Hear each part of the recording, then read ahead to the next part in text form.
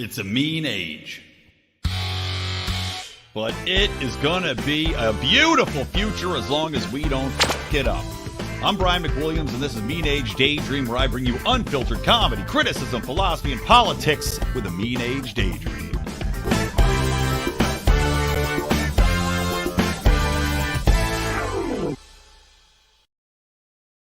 What's up, buttercups? I am here, Brian McWilliams, the one and the only. I am very sick, as you could probably hear once again, as happens with moving houses and pretend hurricanes and babies and toddlers in daycare. So this will be a shorter episode. I really don't feel well.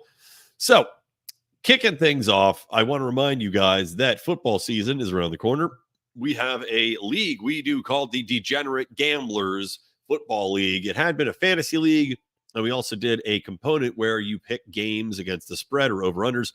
Now, this year, we're mixing it up. We're making it much easier for everybody, and you can join by going to, of course, patreon.com/Lions of Liberty or lionsofliberty.locals. It is free for anybody to play if you just want to try to win some of the t-shirt prizes, but we're also playing a cash game. If you want to toss in, you can take part in that and play against the Lions, and we'll toss in and see who wins the pot. So go and join us today. Have fun. And of course, me and Rico and Odie do our Degenerate Gamblers show weekly. That'll be coming up. So make sure to join us there. Okay. So kicking the show off. The hurricane that wasn't. The Los Angeles area was told that we were going to be crushed by Hurricane Hillary, but as many others have observed, and I will make the same observation, much like the original Hillary that was promised and the mainstream media went crazy for, masturbating until the rivers ran thick with goo.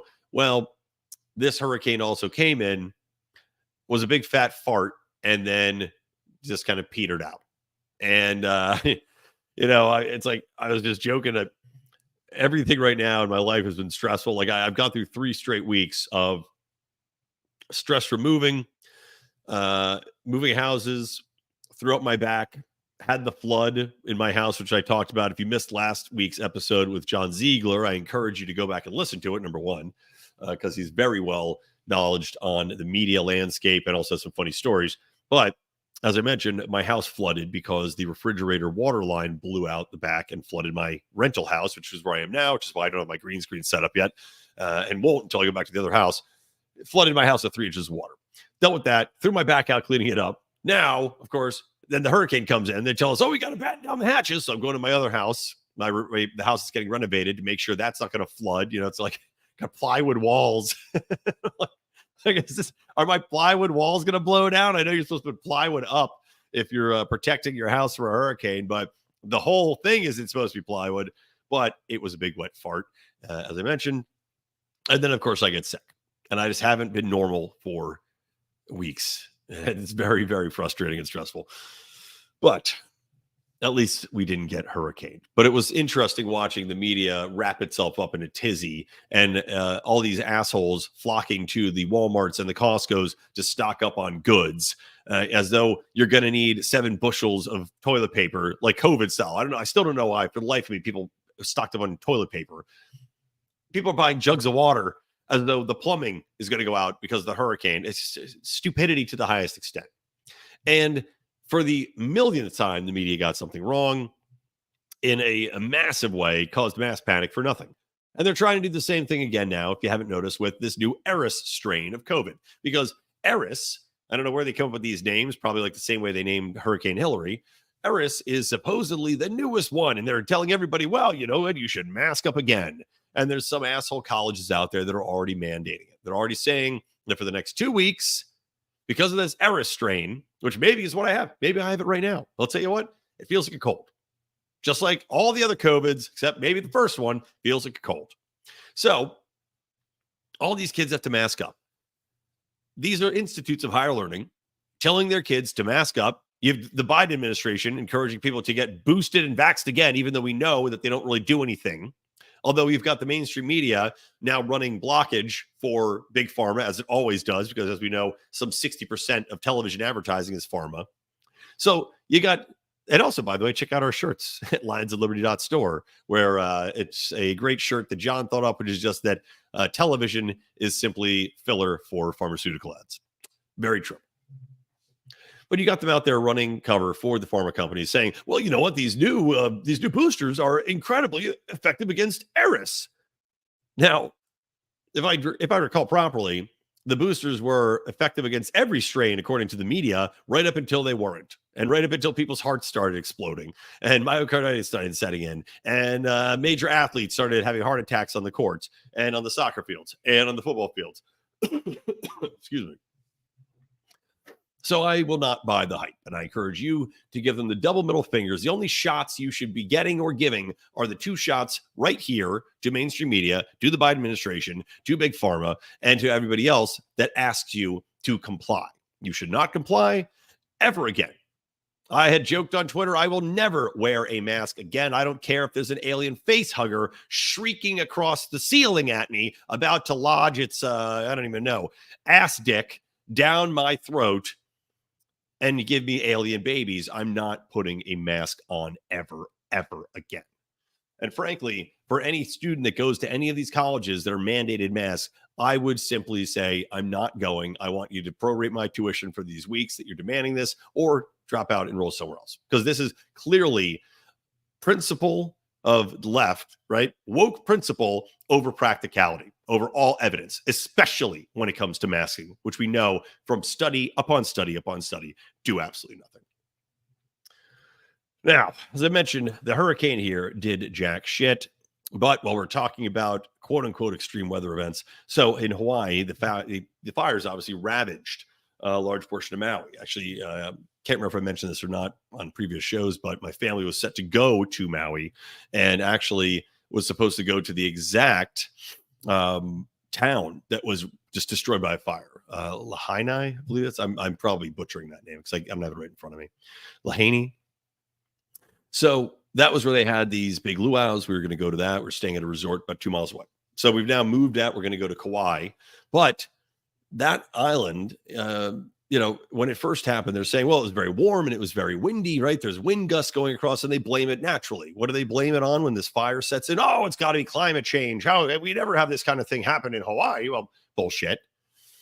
But what happens is, just like with virtually every single wildfire that happens now, the media jumps to one conclusion. That one conclusion is climate change. And then we find out, oh, that's right. It is either arson, like in the case of Canada, or it's a down power line, which is like the PSE&G, which caused massive lawsuits and I think essentially bankrupt PSE&G. So they rushed out to say, well, it was climate change that caused these fires. Well, turns out, no, it wasn't. It was a down power line and also a couple other failures in the grid. Now, the title of this episode, as you might have noticed, is Climate Change Caused the Maui Fires, but not the way you think. And let me explain that, because climate change did cause the Maui fires. Why?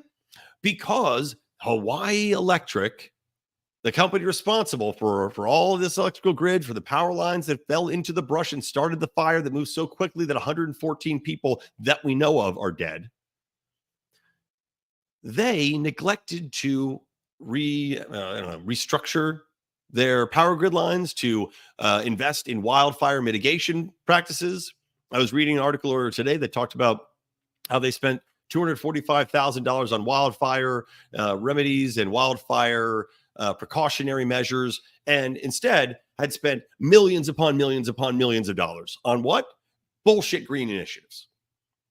Meanwhile, letting the grid itself decay, letting the foundational power, which is still what the island runs on and depends on, fall to the wayside. And so, yes, climate change did cause this fire because the propagandization of the power companies, the enforceable nature of the green initiatives, the ESG movement, because of investors, because of state governments, because of funding, all of these things come together to create this incentive for people to go and virtue signal about green energy initiatives that bring back pennies on the dollar that fossil fuels provide. And in the meantime, not spend the money on the essentials that actually could save people's lives. And Hawaii Electric is going to get sued into oblivion. That much I can guarantee you. I know there's already lawsuits stacking up against this company. They will go bankrupt. But it goes to show you, just like with every other climate green push initiative that these people put out there, the end result inevitably is that people end up suffering, because this is not ready for prime time. And in the meantime, getting away from fossil fuels causes more poverty. It causes electrical prices to skyrocket. It causes, as we're seeing here, a neglecting of the grid, and not only a neglecting of the grid, but also the fossil fuel producers, right? You got your Chevrons and your Exxons and whatever else, all these refineries not wanting to spend the money on their own upgrades to create new refineries to meet capacity, to meet demand, because you've got assholes like Joe Biden promising to create a climate emergency or declare one and may crack down on them at any time. So what incentive is there for them to add to their own capacity to help service mankind and help it grow and help it flourish? There's not. Because the government can come in and fuck your day up and decide, well, you know what, we're gonna really restrict this. We're going for the green energy push. In the meantime, what happens when there's something like this? Well, we see the tragic results. We see what happens when governments try to focus on and push this shit instead of focusing on what people really need, what the market demands. It's just sickening to see. Libertarian Podcast Reviews, check it in. It says, watch Hulu, and the pharmacy ads are insane. Dick pills, AIDS, and everything in between. AIDS pills? Can I buy pills to give people AIDS? That'd be fun. I start tossing AIDS pills at people. So there's that. Apologies, guys. I'm going to be coughing it up. A couple more things I want to talk about is Rand Paul and Jim Jordan have teamed up. And I don't have my sound effect queued up, but Chris Osborne out there, hopefully he's listening now, a longtime supporter of the show, had asked, remember, I used to do a show with Mark Claire called Rand Pluses and Minuses, where we would examine Rand Paul. Now, this is when he was running for president predominantly, but of course, going through what he did as a senator. But we would judge it Rand plus or minus. And I will give him a giant Rand Paulus when I read about this newest bill that he's pushing through. And this newest bill is essentially to stop the government employees from contacting social media companies and trying to infringe on First Amendment rights. And it's to the tune of it's targeting the employees themselves. Can find them $10,000. It can find them, can find the agencies themselves. Here we go. And so it's called Protecting Free Speech from Government Interference Act, HR 140. I'm sorry. That passed already. No. Sorry, I take that back. This is the Free Speech Protection Act. Sorry. Free Speech Protection Act. And it prohibits any employee of the federal government or a federal contractor from using their position to undermine legitimate First Amendment activity. Now, that second part is very, very important, because as I talked about before, the Biden administration used a sneaky roundabout way to get around your First Amendment rights, your Fourth Amendment rights, because instead of them infringing, instead of them spying on you, instead of them going after you directly as a government entity, which would be unconstitutional and illegal for them to do, not that it ever stops them, as we know from Edward Snowden, well, they instead outsource to Facebook, outsource to Twitter, outsource, as we saw in the Facebook files, on the Twitter files, and all the other files, the Instagram files. I'm having a foot cramp right now. Can you tell? My God, it hurts a lot. My foot's literally, my instep is cramping right now. I'm just going to push through and hope it goes away. So prohibiting a federal contractor from using their position is very, very important, because that can also extend into horseshit like these government fact-checking organizations that they pay. These nonprofits, quote unquote, these NGOs that use government propaganda, right, essentially as their measuring stick for what is and is not truth, what should and should not be allowed on the internet, what isn't enough marked a Pinocchio or a truth or a whatever it might be, whatever your measure is on these bullshit sites. Prohibiting these contractors is absolutely essential. And I love that that's in here. So any federal employee or contractor who violates the bill will be subject to fines of at least $10,000 and suspension, demotion, or termination, as well as a lifetime ban on ever working for the federal government again. Love it. Now, this is probably not going to receive a vote this year, probably not until 2024, but still, that's awesome. I really hope that somehow they can get enough votes behind this. We'll see, I guess, what the shakeout of the elections coming up is. But I can't overemphasize Rand Paul is doing great work right now. I mean, he really, really is. From trying to prosecute Fauci to putting forth this type of bill, he's really doing fantastic work. So, Paul us, Mr. Paul. Okay, last thing, guys. So I'm going to wrap it up. As you can tell, my voice isn't doing great, and I don't want to cough in your ears too long and too many times on this episode. Let me just make sure I'm not missing anything. Did I miss anything? No, good. The Blue Beetle is coming out. Now, the Blue Beetle, I never read this comic. I guess is it Marvel? Is it DC? I think it's Marvel. I could give a shit. I never in my life heard of this character. Maybe it came out after my time. I don't know. But I guess he's a Latino superhero that was in the comic books. And the thing that's really aggravating about this is, number one, the main character came out, the star of the movie came out, saying that he just wanted to do this movie because people needed to see Latino superheroes. Now, never mind that you could very much argue that Zorro or I'm thinking of the character Machete. What was it called? Antonio Banderas, who also was Zorro and in Bandolero. God, what the fuck was that movie called? I just can't remember his name. Oh well, fuck it. Can't remember the name of the movie. El Mariachi. There you go. El Mariachi. Were superhero films. I would also say that the biggest, or one of the biggest superhero films of all time, aka Spider-Man, Enter the Spider-Verse, and the sequel, were Latino. His name is Miles Morales. His mother is Latina, and his father is Black. I guess because it's mixed, it doesn't count anymore as a superhero. I don't know. But regardless, I have seen many other Latino superheroes, including in The Boys, including in, I'm trying to think of the other one I was watching the other day that had a Latino superhero. Including in the last Marvel film with Namor. Namor is a Latino in that movie.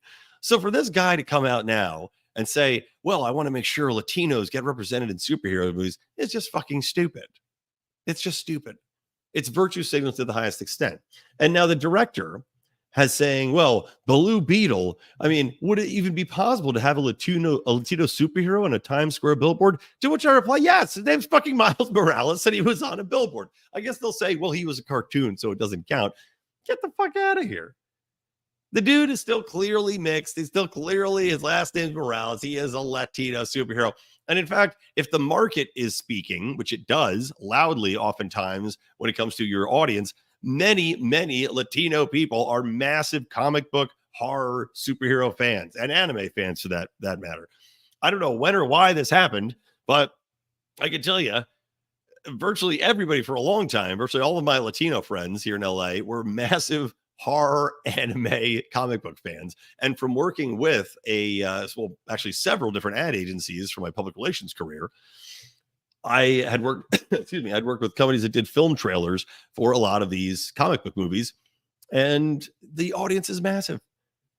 So these guys are just doubling in on the identity politics of the day in order to, I don't know, make themselves feel more important. I mean, isn't that always what it is?